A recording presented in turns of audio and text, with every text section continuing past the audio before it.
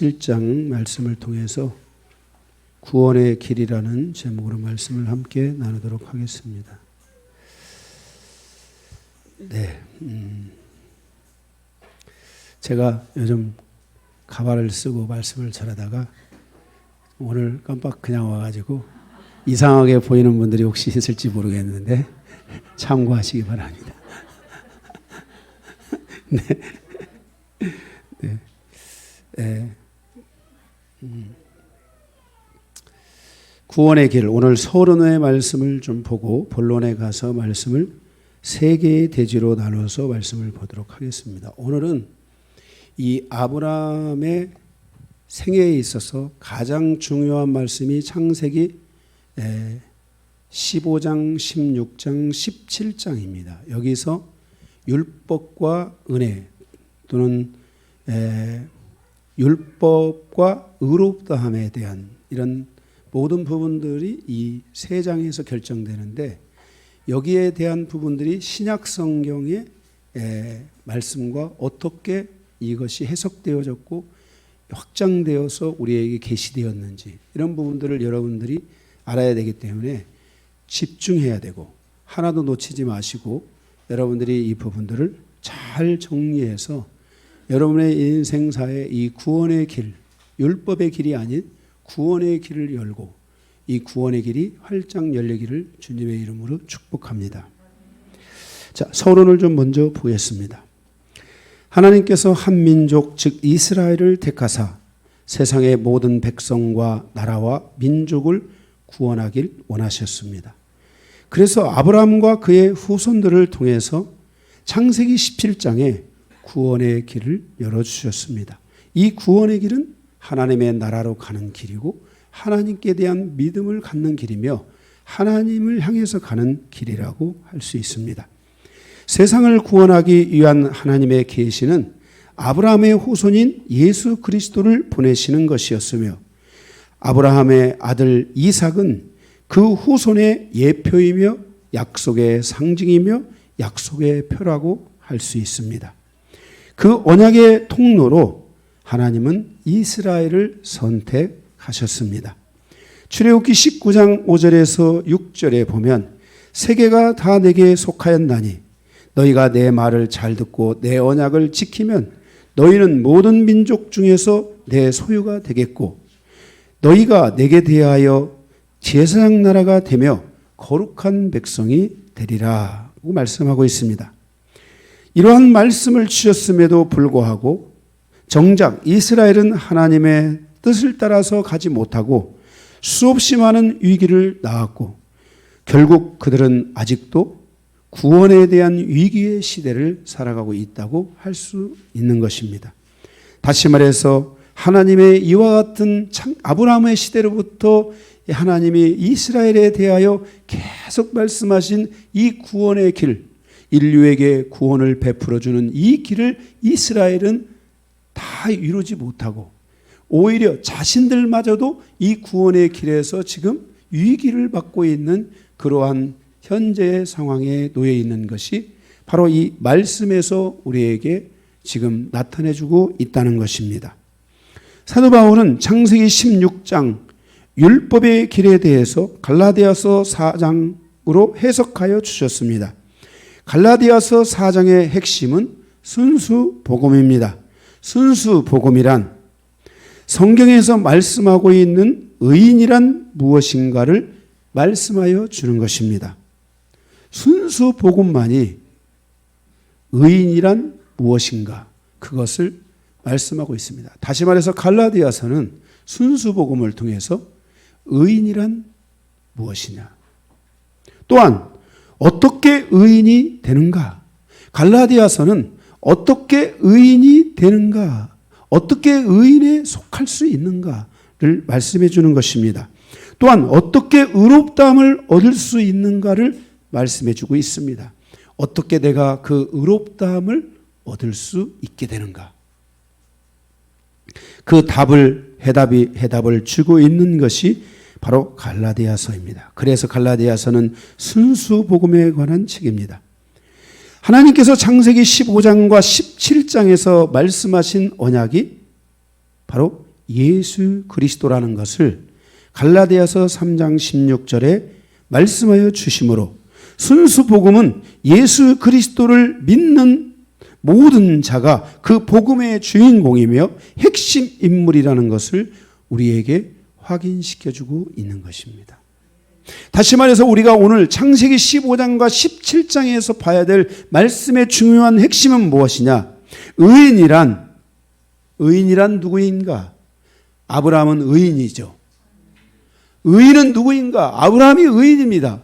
그러면 아브라함이 어떻게 의롭다함을 받았는가? 그것은 바로 하나님의 씨 예수 그리스도를 믿음으로, 하나님의 이 약속을 믿음으로 의롭다함을 얻었습니다. 그런데 그 약속하신 씨가 우리에게 왔기 때문에 오늘 우리에게 있어서 의인이란 예수 그리스도를 믿는 사람입니다.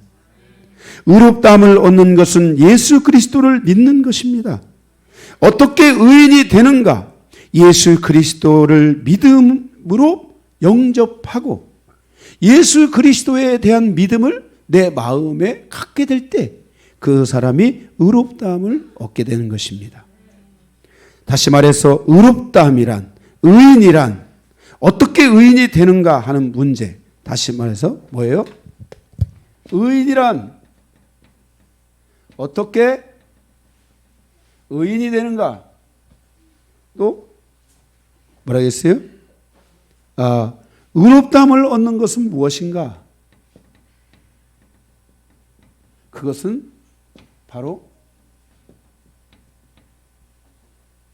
복음을 뭐예요?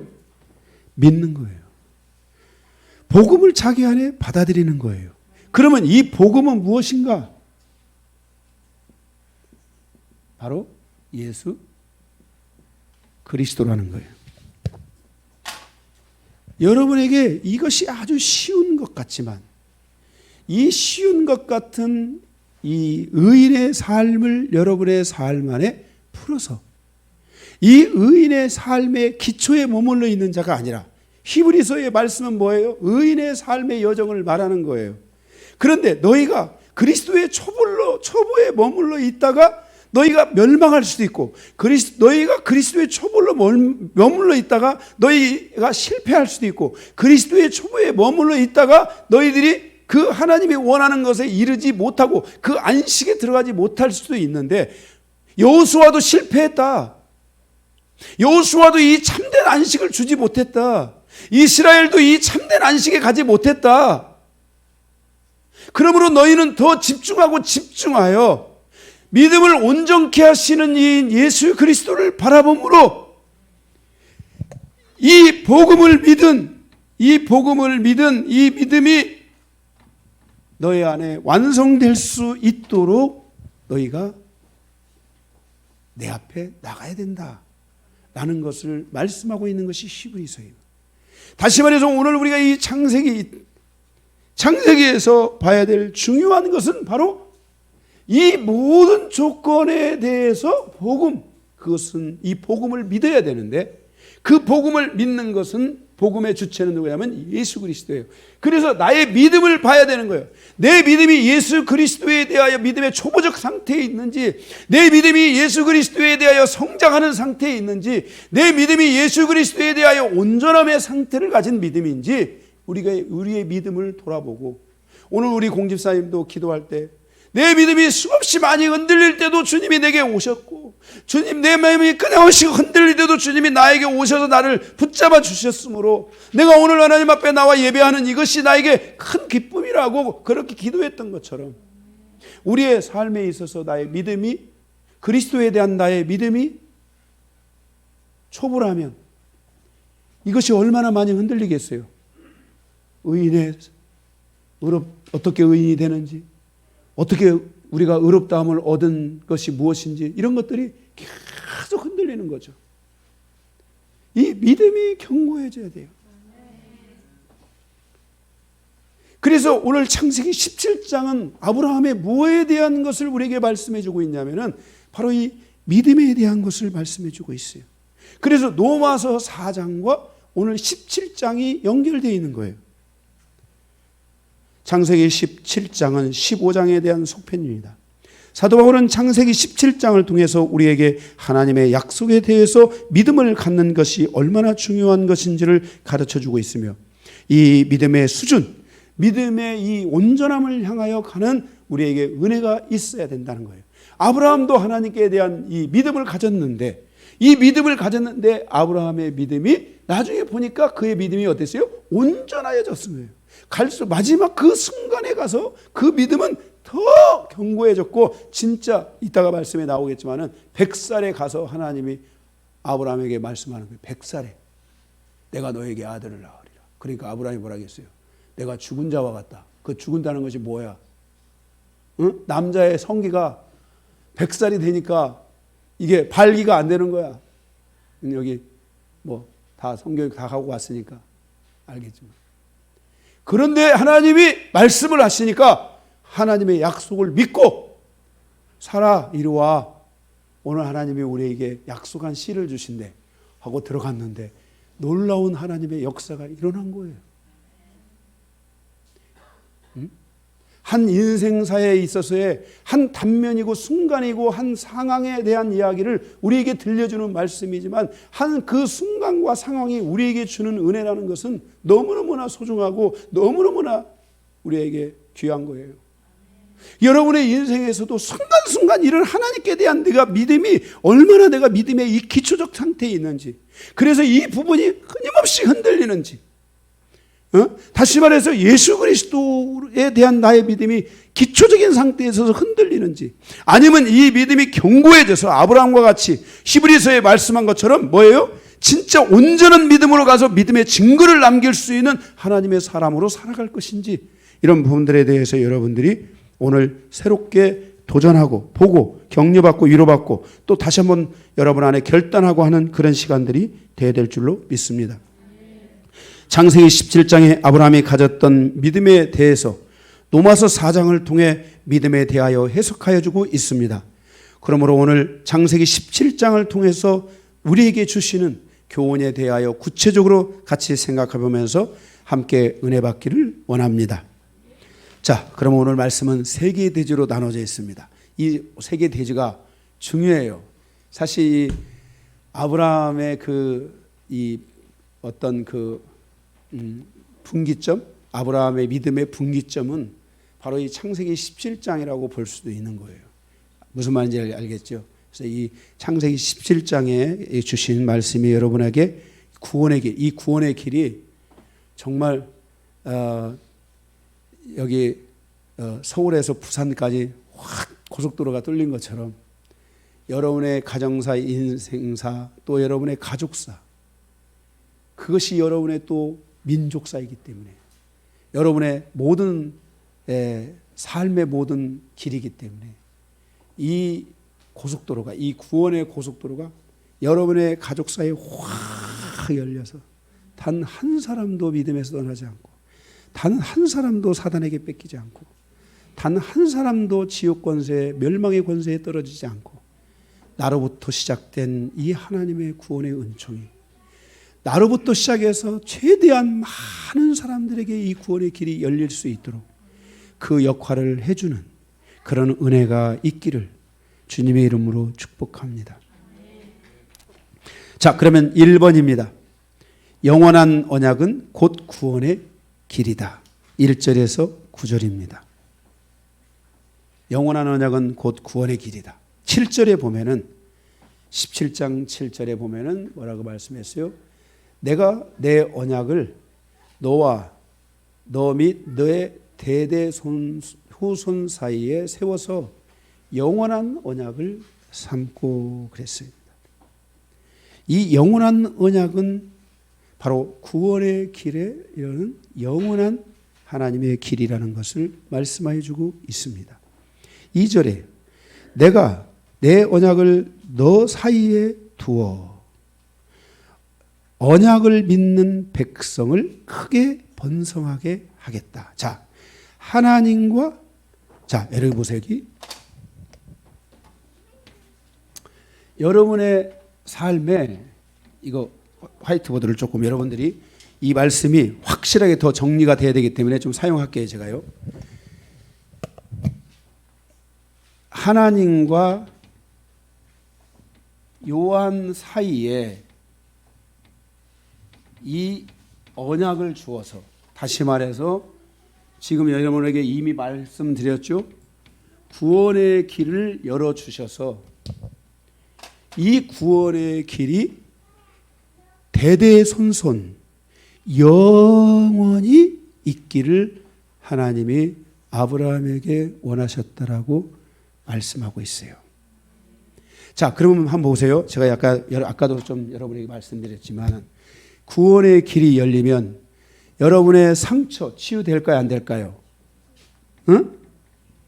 여러분의 영적인 묶임들도 치유될까요, 안 될까요? 여러분에 있어서의 인생의 절망들 또는 뭐 여러 가지 영적인 많은 것들이 있는데 여러분들이 이 믿음이 강화되기 시작하면, 언약에 대한 구원의 길을 통한 믿음이 강화되기 시작하면 이런 것들을 여러분들이 다 풀어갈 수 있어요, 없어요?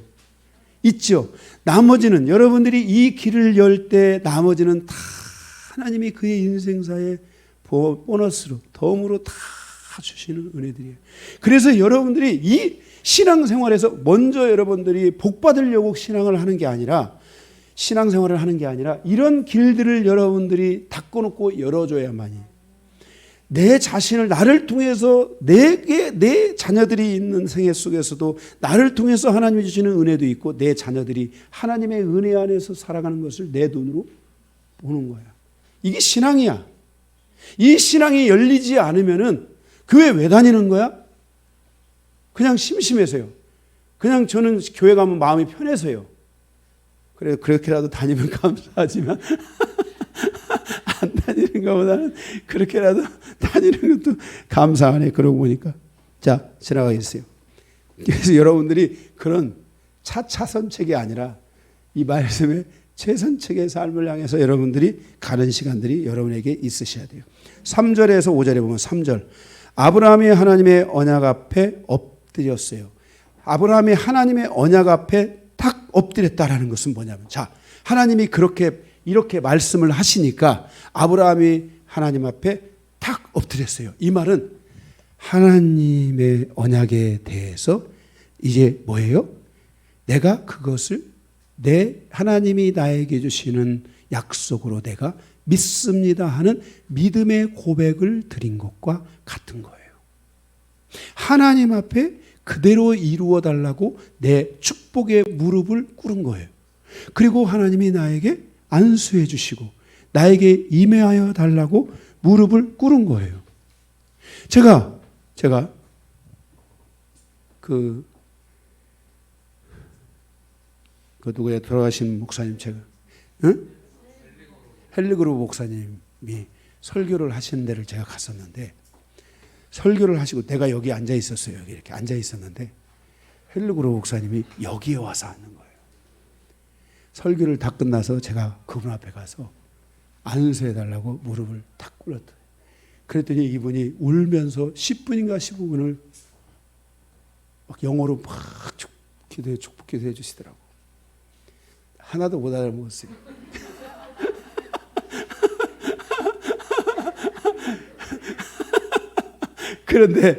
그런데 하나도 못 알아먹었는데, 근데 놀라운 사실은 그 기도대로 하나님이 저에게 그때로부터 저에게 하나님의 기름 부으심이 크게 임하였던 거예요. 진짜로. 그게 저의 삶의 새로운 어떤 전환점과 같았어요. 그리고 그분하고 여행도 했잖아요. 자, 어쨌든 이렇게 우리의 삶에 있어서 무릎을 꿇었다라는 것은 하나님의 임재와 축복 앞에 엎드렸다는 거예요. 4절 5절. 내 언약이 너와, 그래서 하나님 말씀하셔요. 내 언약이 너와 함께 있으리라. 이제 너는 아브라함 고귀한 아버지가 아니라 아브라함 열국의 아버지라 하시면서 하나님께서 아브라함의 믿음을 아브라함으로 계명을 하여 주시는 것을 보게 돼요. 그러면서 말씀하시기를 너와 같이 믿는 이 은혜는 너와 같이 믿는 자들에 대하여 여러 민족을 세우고 그 민족의 조상이 되고 그 민족의 아버지가 될 거라고 말씀하세요. 그러니까 이스라엘만 세운 것이 아니라 누구를 세우는 거예요? 아브라함의 믿음에 참여되어지는 여러 민족들의 많은 민족들의 뭐가 된다는 거예요? 바로 믿음의 아버지가 될 거라고 약속을 해주셔요. 6절 너로 말미암아 수없이 많은 민족들에게서 민족들이 믿음을 갖게 될 것이고 많은 왕들이 세워지게 될 것이라고 말씀하고 있어요. 이 약속대라면은 하나님 안에서 믿음을 가진 많은 왕족들이 세워지고 또 거기에 아브라함의 믿음을 가진 왕들이 세워져야 돼요. 그냥 종교 생활하는 그런 왕들이 아니라 진짜 믿음을 가지고 살아가는 많은 왕들이 세워져야 돼요. 이거는 정말 우리가 이 마지막 세대를 위해서도 기도해야 될 부분 중에 하나예요. 저는 말씀을 믿어요. 그래서 지금까지도 많은 믿음의 왕들, 아브라함의 믿음을 가졌던 왕들이 태어났지만은 앞으로도 더 많은 믿음의 왕들이 세워서 세계 곳곳에서 하나님의 놀라운 역사를 가져오기를 바라는 마음이 있어요. 네, 우리나라도 그렇게 됐으면 좋겠어요. 근데 우리나라는 지금 이 정치적으로나 이런 것들 너무 많이 아브라함의 믿음이 별로 없어요.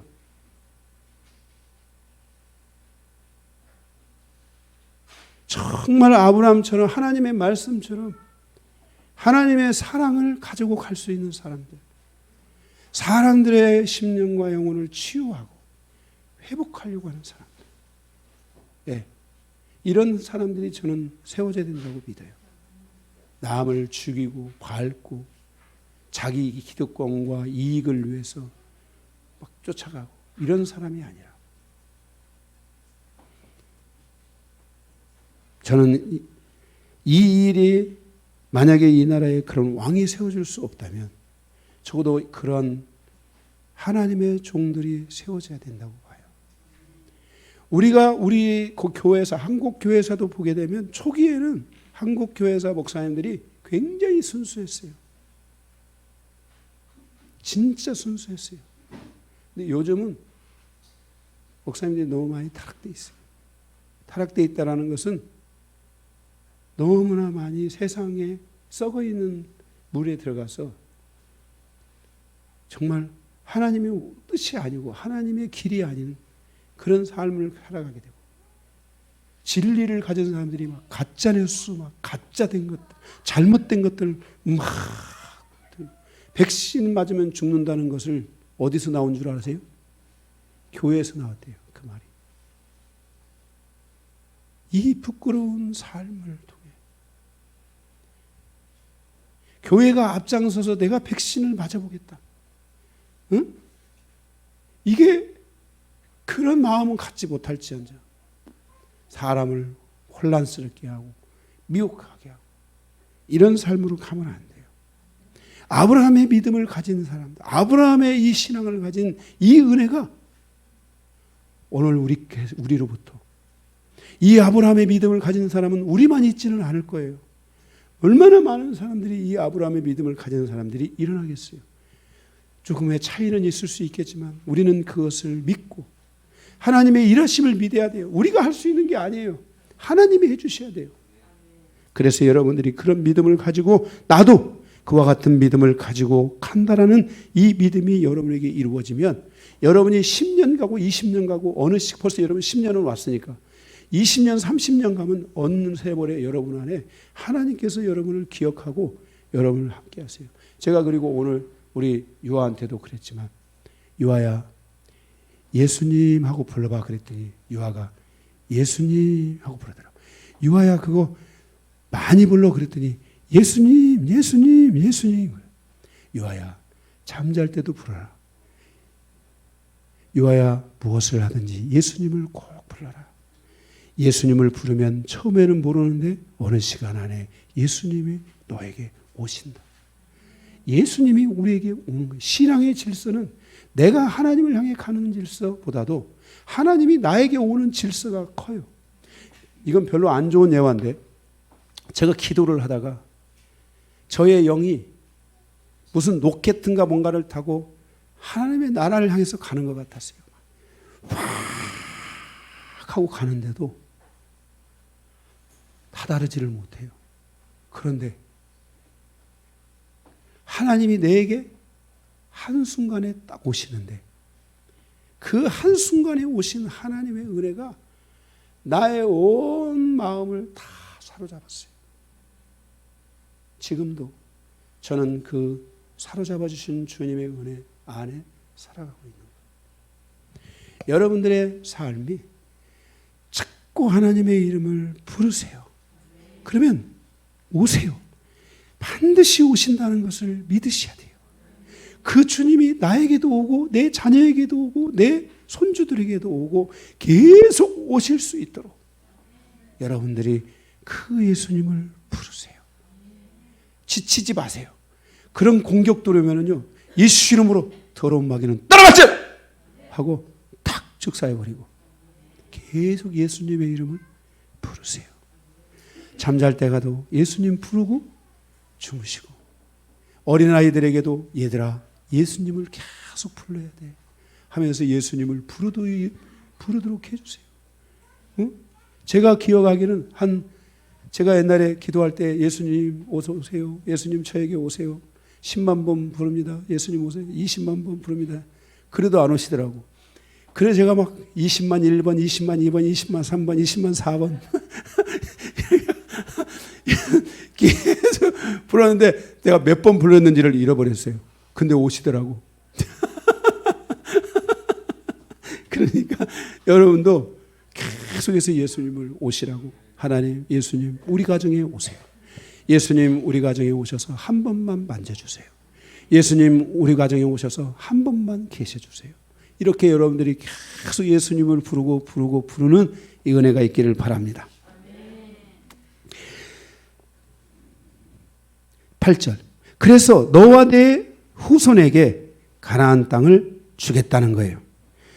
9절에 그런즉 너는 내 언약을 지키고 내 후손도 대대로 지키라 그랬어요. 그래서 언약을 지키고 내 후손도 대대로 지키라고 말씀했는데 이 대대로 지키는 것을 지금 이스라엘이 실패했어요, 성공했어요? 실패한 거예요, 이게. 가다가 멈춘 거예요.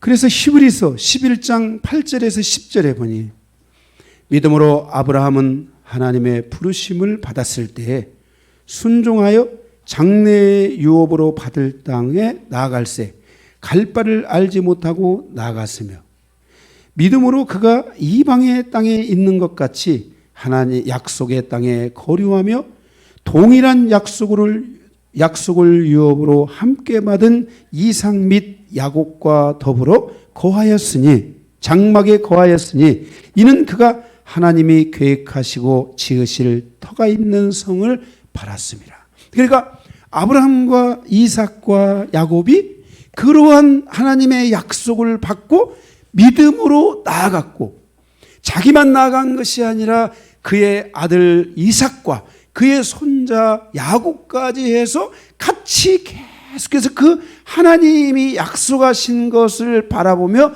나아갔다고 말씀하고 있는 거예요.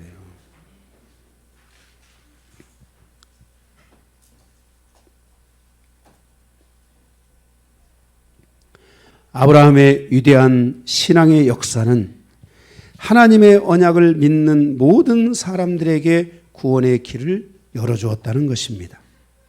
하나님을 믿는 성도는 이 땅에서의 삶이 최종 목적지가 아니라 하나님의 나라가 최종 목적지라는 것을 기억해야 합니다.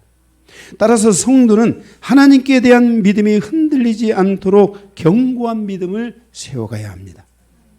우리의 인생사의 여정에 믿음이 흔들리고 믿음이 연약하여짐으로 넘어질 수 있는 성도가 된다면 그것은 가장 후회스러운 결과이며 나의 믿음이 대대손손 이어가지 못한다면 그것은 영적인 최대의 위기인 것입니다. 만약 여러분들이 가진 이 믿음이 여러분이 가다가 멈춰버렸습니다. 아브라함과 이삭과 야곱 가다가 멈춰버렸습니다. 그리고 이스라엘이 어디로 들어갔냐면 바로 애굽 땅으로 들어갔습니다. 그리고 그들은 율법을 받았습니다. 하나님이 주신 이 믿음은 우리의 인생사에서 절대로 멈춰지면 안 되는 것입니다. 그것이 멈춰지면 우리도 얼마든지 율법을 선택할 수 있고 율법의 길로 갈 수 있다는 것입니다. 우리가 살아가는 이 세상에는 아브라함이 많습니까?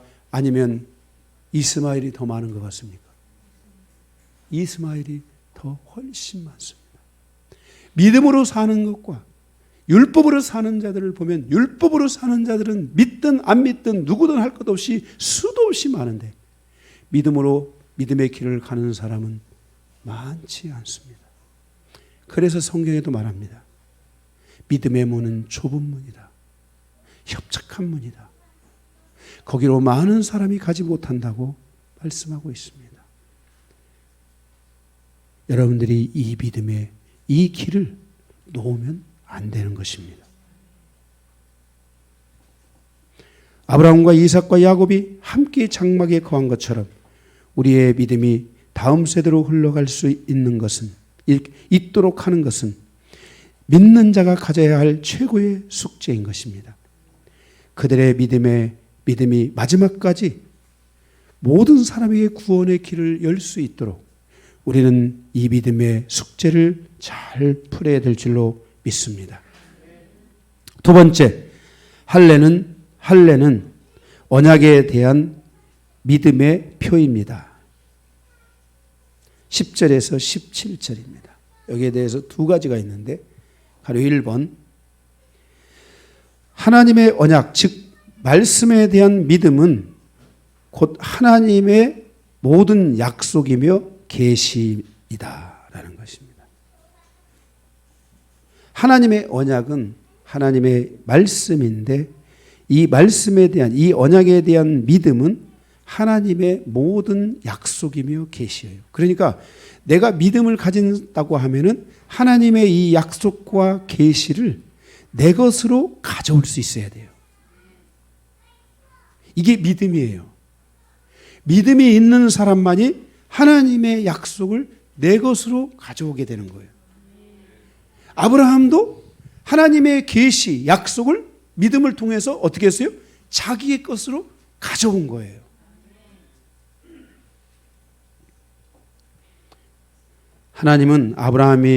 아브라함은 하나님이 주신 언약에 대해서 믿음을 가졌고 그 믿음으로 말미암아 구원의 은혜를 베풀어 주셨습니다. 아브라함은 하나님이 주신 언약, 그 구원의 씨에 대한 믿음을 가진 것입니다. 로마서 4장 18절에 이 언약, 씨, 이게 되셨죠? 아브라함은 이 구원에 대한 언약에 대한 씨를 받았죠. 언약으로 받았잖아요. 그죠? 이 씨가 누구예요? 예수 그리스도라고 요한복음 3장 16절하고 갈라디아서 3장 16절은 동의어예요. 잊어버리면 절대로 안 돼요.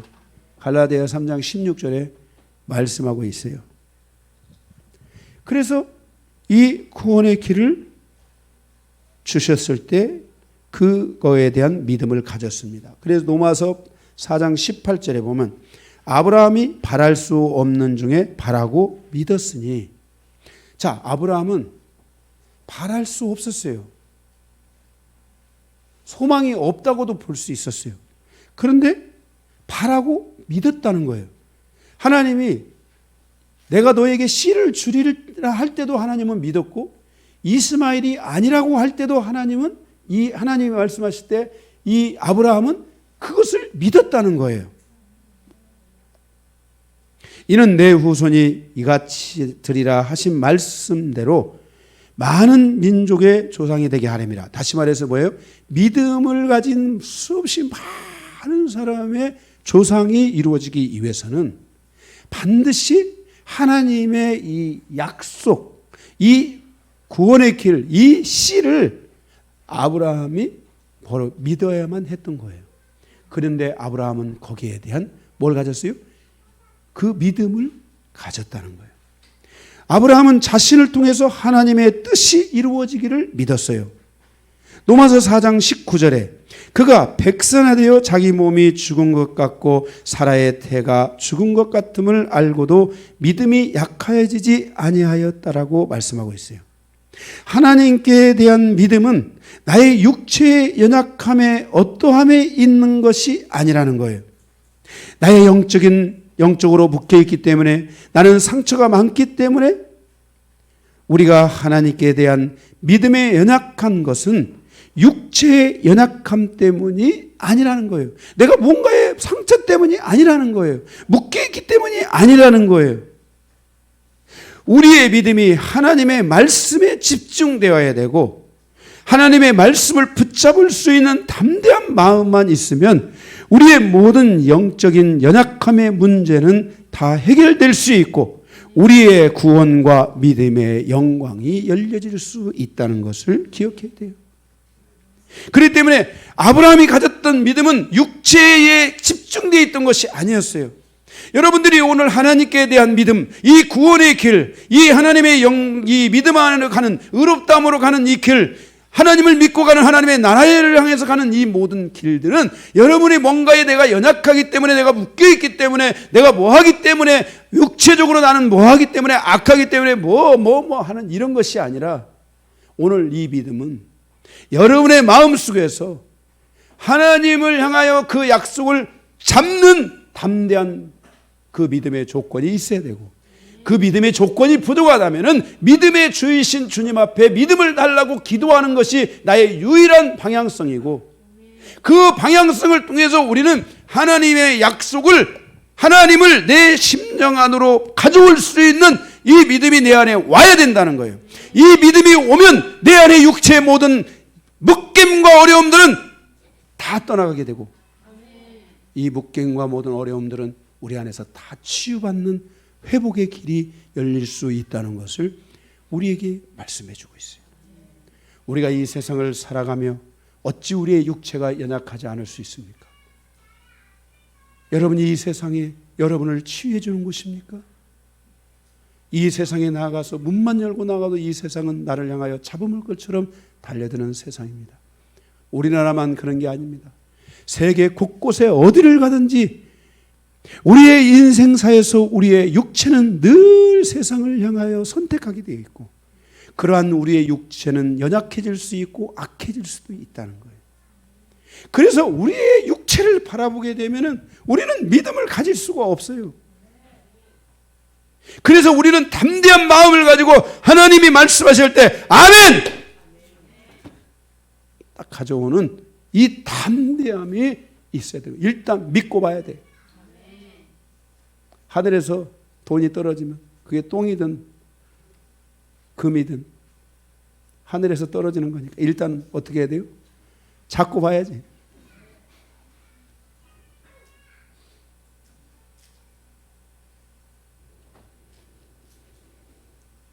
그래서 여러분, 하나님은 여러분을 이 땅에 창조하셨어요. 사단이 아무리 많이 우리를 향해서 방해하고 우리에게 많은 여러 가지 그 하나님을 떠나도록 박해 공작을 많이 한다 할지라도 여러분이 이거 믿어야 돼. 나는 사단에게서 온 존재가 아니라 하나님께로부터 온 존재라는 거. 그래서 여러분이 만약에 여러분이 그걸 잡을 수 있는 힘이 없으면 저에게 오세요. 저의 손과 함께 잡는 거예요. 응? 제 손과 함께 제 손을 잡고 김찬이 잡아 빨리 이리 와. 그거 같이 탁 손을 잡고 가서 탁 잡는 거야. 탁 잡는 거야. 가족들, 서영민이 부족하면 우리 김봉찬 집사님이 영민 씨 내 손 잡아. 우리 같이 하나님의 이 믿음을 말씀을 붙잡아야 돼 하고 탁 잡고, 또 우리 김봉찬 집사님이 부족하면 또 우리 서영민 집사가 봉찬 씨 어서 와. 내 손 잡고 같이 이 말씀 붙잡자 하고 탁 잡고, 이 삶이 계속 반복돼야 돼. 우리 마음이 이렇게 한 번에 이 얼어붙은 마음은 5, 6월이 돼야 풀어져. 동장군이 물러가야 풀어지니까 그 시즌이 올 때까지, 우리 마음이 다 풀어질 때까지 계속 서로가 서로를 붙잡아 주는 거예요. 제가 여러분을 붙잡아 준 것처럼 여러분들이 서로를 계속 그 마음이 풀어질 때까지 이 믿음을 붙잡을 수 있도록 계속 도와줘야 돼요. 그러면 이 믿음을 여러분이 붙잡게 되면 아브라함처럼 여러분에게도 동일한 은혜가 오는 거예요. 아브라함의 복은 아브라함에게만 있는 게 아니야. 하나님이 아브라함의 복을 주셔서 이 복이 대대손손 자손 만대까지 이르러 너희에게 다 이루어지게 하겠다고 하나님이 약속해 주셨잖아. 약속해 주셨잖아. 로마서 4장 20절에서 21절. 아브라함은 하나님의 약속에 대해서 의심하지 않았어요. 오히려 하나님께서 능히 이루실 것을 믿었어요. 로마서 4장 22절. 아브라함의 믿음을 통해서 온 인류를 향한 구원의 길이 열리기 시작하는 거예요. 아브라함에게 열린 구원의 길은 로마서 4장 24절 예수 그리스도를 믿는 모든 사람들에게 열려진다라고 말씀하고 있어요. 이것이 바로 우리가 신앙생활을 하는 이유인 거예요. 우리가 구원을 얻는 것은 나의 연약함과 나의 악함의 문제가 아니라 나의 구원은 하나님의 말씀을 견고하게 붙잡는 우리의 마음이며 그 예수 그리스도가 이루어 주시고 말씀하신 그 약속을 내 안에 잡는 것이며 그 믿음이 부족하다면 우리는 그리스도 예수 앞에 나아가 십자가 앞에 나아가 주여 나에게 믿음을 주옵소서. 나도 믿는 자가 되기를 원합니다. 나에게 믿음을 주시옵소서 하고 주님 앞에 믿음을 구하는 것이 우리의 유일한 선택이어야 된다는 것을 기억해야 된다 이 말이에요. 그러므로 믿음이 너무나 연약한 자가 있다면 주님 앞에 나아가 십자가 앞에 나아가 계속 믿음을 구하는 자가 되어야 돼요. 믿음을 구해야 돼요. 그리고 우리의 믿음은 더 성장해서 하나님의 모든 약속이 내 안에 쭉쭉쭉쭉 심령 안에 들어올 때 아멘 아멘 아멘 아멘 하고 막 계속 받으면서 그것을 풀어내고 그것을 인격화시키는 과정까지. 인격이 따라서 합시다. 말씀에 대한 인격이 우리의 운명을 바꿀 것이다. 무당에게 가서 운명을 바꾸려고 하지 말고 하나님 앞에 가서 여러분의 운명을 바꾸고 여러분의 인생사의 새로운 재도전이 이루어지고 하나님을 향한 비전이 새롭게 일어나고 믿음을 붙잡고 죽어도 좋다는 믿음으로 가지고 간다면 저는 하나님이 여러분의 가정사와 인생사에 여러분의 민족사에 가문에 개입하실 거라고 믿습니다. 이것이 신앙인 것입니다. 이 마음이 약해지지 않는 것, 이 마음이 의심되지 않는 것, 이 말씀에 대하여 이 약속에 대하여 아브라함은 의심하지 아니하고 하나님은 능력이 크시니 그것을 능히 이루실 것을 믿었다라고 로마서 4장 22절에 21절에 말씀하고 있는 것입니다.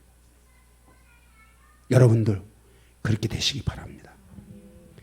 할례는 언약에 대한 믿음의 표현인데 첫 번째 하나님의 언약 즉 말씀에 대한 믿음은 곧 하나님의 약속이며 계시예요. 여러분들이 이 약속과 계시를 믿음으로 붙잡으시기를 축복합니다. 2번 두 번째 이스라엘에게 언약에 대한 믿음의 표로 할례를 주시고 예수 그리스도 안에서 믿음의 표로 세례를 주셨습니다. 13절에 보니 거기 13절에 중요한 말씀이 있습니다. 너희 집에서 난 자들이 너희 돈으로 산 자든지 너희 집에서 난 자든지 너희 돈으로 산 자든지 할례를 받아야 하리니 이에 내 언약이 너의 살에 있고 거기 살이다가 동그라미를 쳐주세요. 너희 이 언약이 뭐에 있어요? 너희 살에 있어 영원한 언약이 되려니와. 이 살이다 그러니까 좀 표현이 왜 다른 데는 또 이렇게 잘하면서 여기다는 또 살로 표현했는지 모르겠어요. 너희 육체에 있다 이렇게 바꿔주시면 돼요. 살, 육체 같은 말이에요. 너희 육체에 있다라고 말씀하세요. 예수 그리스도께서 오시기 전에는, 자, 여기 이 말씀이 여러분에게 잘 정리가 돼야 돼요. 예수 그리스도께서 오시기 전과 예수 그리스도께서 오신 후에 이 표가 다른 거예요. 예수 그리스도께서 오시기 전에 하나님께서 주신 언약의 말씀에 대한 믿음의 표, 이 언약을 믿는 그 믿음의 표로 뭘 주셨냐면, 믿음의 표로 뭘 주셨냐면 할례를 주셨어요. 그러니까 할례는 믿음이에요, 아니에요? 할례는 믿음이에요, 아니에요? 할례는 믿음이 아니라 언약을 믿는 것에 대한 표예요. 무슨 말인지 알겠어요? 그러니까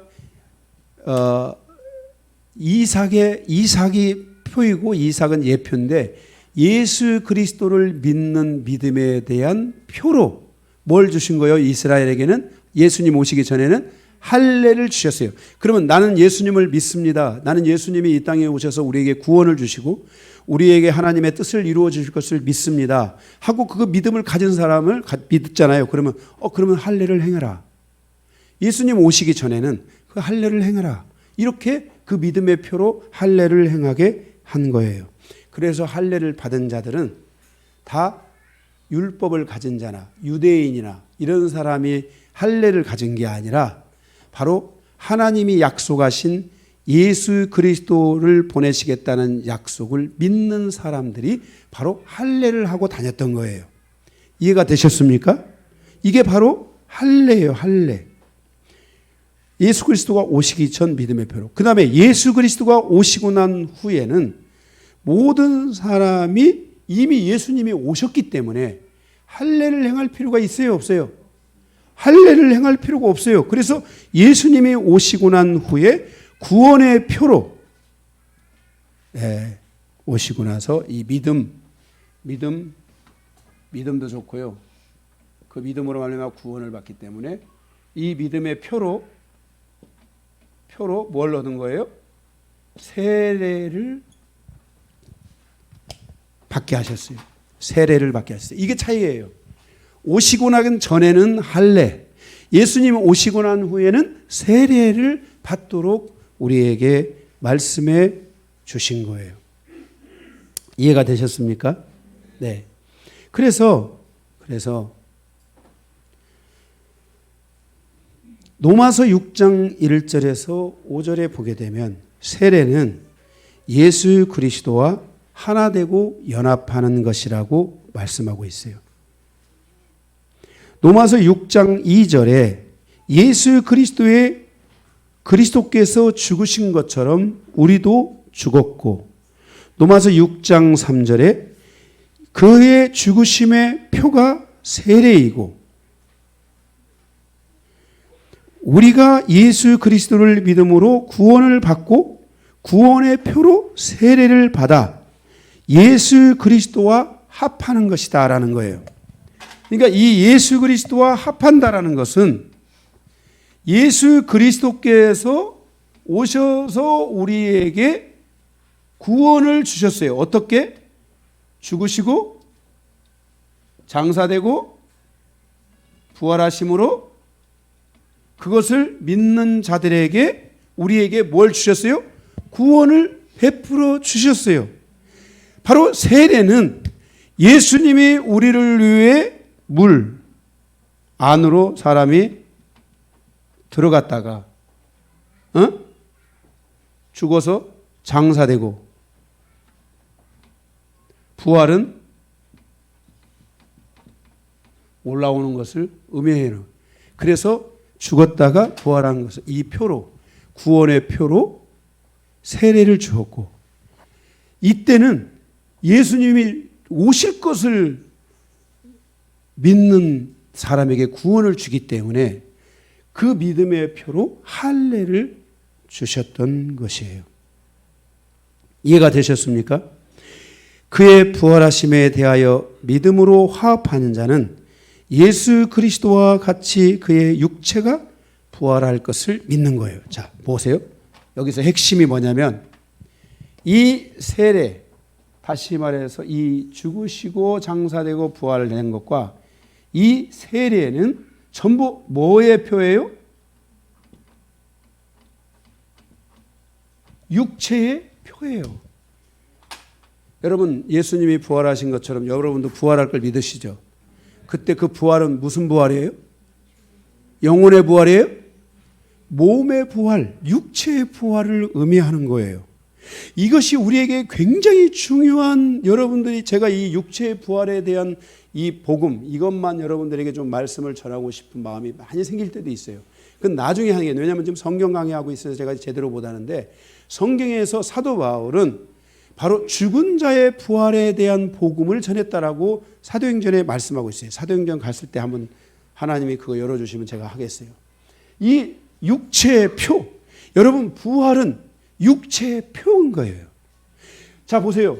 이때 이 믿음을 가진 사람들은 육체의 할례라는 표를 가짐으로 오실 그리스도를 믿었기 때문에 이 사람들도 전부 무엇에 이른 거예요? 구원과 함께 그의 육체가 어떻게 될 것을 믿었어요? 부활할 것을 믿은 거예요. 그래서 우리가 요한계시록에 가보면은 예수님께서 오실 때에 먼저 죽은 자들, 아브라함과 같이 아브라함의 자손들, 먼저 죽은 자들이 일어나고, 먼저 죽었는데 어떤 사람들이에요? 믿음을 가진 사람들이 먼저 일어나는 거예요. 이해가 되십니까? 그리고 살아있는 자들 가운데 부활의 영광의 육체가 살아있어서 엘리야처럼 살아서 예수님을 맞아서 공주로 올라가는 사람들이 있다고 말씀하고 있어요. 이게 첫째 부활이요. 둘째 부활 때는 예수님을 안 믿는 사람들도 있어요. 그때 예수님 이후에 죽은 사람들이나, 이때 예수님이 재림하고 난 이후에 죽은 사람들이나, 또는 예수님이 안 믿는 사람들은 전부 다 둘째 부활로 가가지고 그 둘째 부활에서 살아나지 못하는 영원한 영생과 영벌이 거기서 정해지는 거예요. 그래서 우리는, 성도는 포커스가 어디에 맞춰지냐면은 둘째 부활이 아니라 첫째 부활에 찾으면 돼요. 첫째 부활은 예수 그리스도의 신부로서의 부활이에요. 백성과 같은 그런 존재가 아니라 예수 그리스도와 같이 철장 권세를 가지고 다스릴 자로서의 부활에 이르게 되는 거예요. 그래서 우리는 이 첫째 부활에, 이 부활은 뭐예요? 몸의 육체의 부활을 의미하는 거예요. 그래서 예수 그리스도를 통한 이 언약의 표가 육체에 있는 것이 할례이고, 이 언약의 실제 언약의 주체이신 예수 그리스도가 오신 그 그리스도를 믿는 자들의 그 표가 육체에 있는데 그게 바로 세례이고, 세례의 가장 꽃은 뭐예요? 세례의 꽃은, 세례의 가장 중요한 핵심은 뭐예요? 몸이 여기 있다가 물속에 있다가 올라오는 것, 핵심이 뭐예요? 가장 꽃, 죽었다가 산다는 것, 부활을 의미하는 것이 이 꽃인 거예요. 그래서 여러분, 우리가 오늘 13절 말씀에 여기 뭐라겠어요? 이 언약에, 이 내 언약이 너희 살에 있어라는 이 말에서, 이 살에 있어 영원한 언약이 된다라는 이 말씀은 무슨 말이냐면은 바로 우리의 육체에 이 증거를 줌으로 바로 너희의 구원이 있다는 것을 확증시켜 주는 거예요. 그러니까 세례란 뭐냐면, 나도 예수 그리스도가 나를 위해 십자가에 죽으시고 장사되고 3일 만에 부활하시는 사실을 나도 믿고 나도 예수님과 같이 부활할 것을 믿습니다라는 믿음의 간증, 믿음의 표가 바로 세례인 거예요.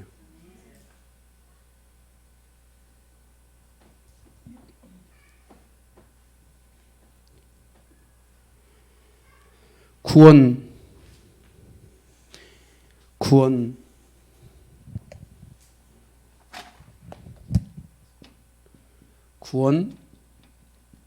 믿음, 육체.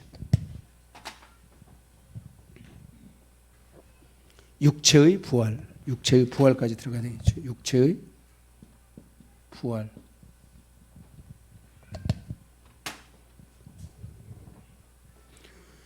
즉 세례를 통해서 구원에 대한 표를 증거하는 것이 바로 이게 세례입니다.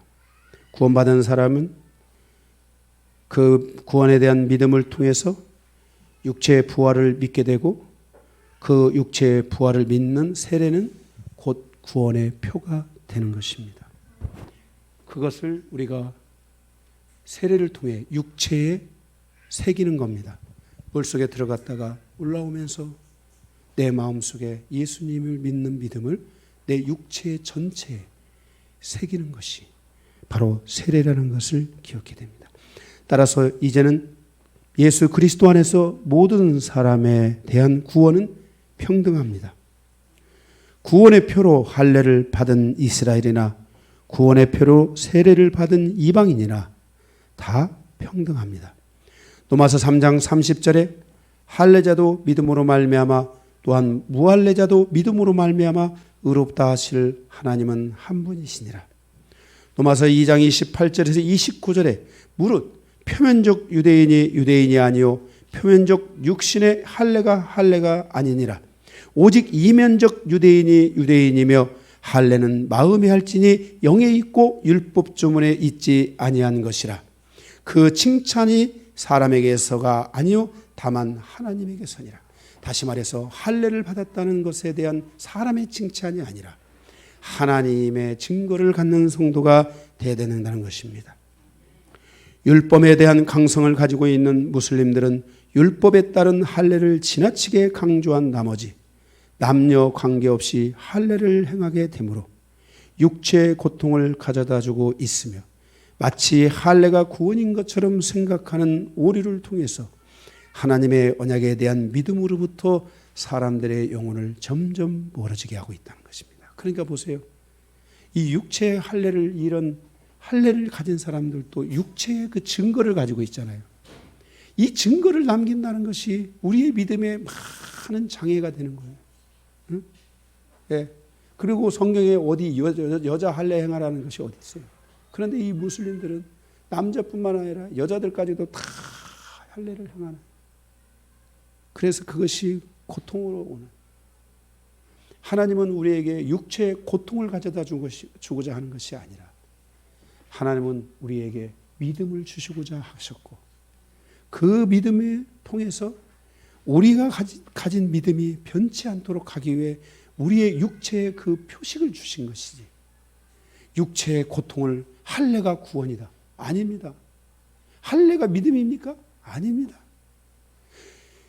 예수 그리스도의 언약에 대한 그 믿음이 없이 할례만 받는 것은 다 그것은 하나님이 원하지 않는 율법으로 다 흘러가서 그것이 아무런 유익이 없다고 성경은 말씀하고 있는 것입니다.